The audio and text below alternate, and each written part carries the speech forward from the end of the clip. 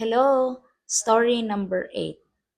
Nagpasalamat ra gyud ko nga dili ko gwapa sa Pinoy. Imagine one time nag-drive ko ana din tong Pilipino nga akong kasugat kay ga-drive pod siya. Bay, gwapa kay kong chicks gabi bay. Taas, puti, straight og buhok, big boobs, big ass. Unya, ana ba? Chinita, sa paana gud ko sa kong kaugalingon wa gud ko ato bisag usa.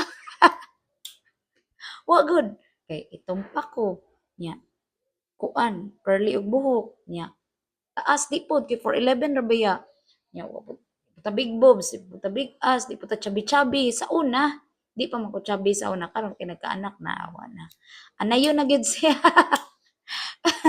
Pero mo to, so in short dili gyud ta gwapas Pilipino pero nagpasalamat ra ko.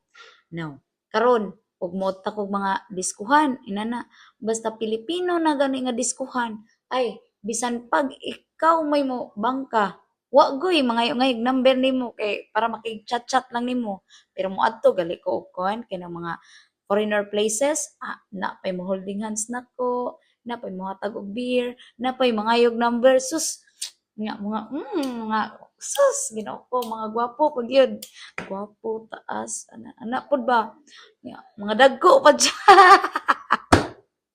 Ana. So, mao to, mao gina nakana ko. Paita di isa niya.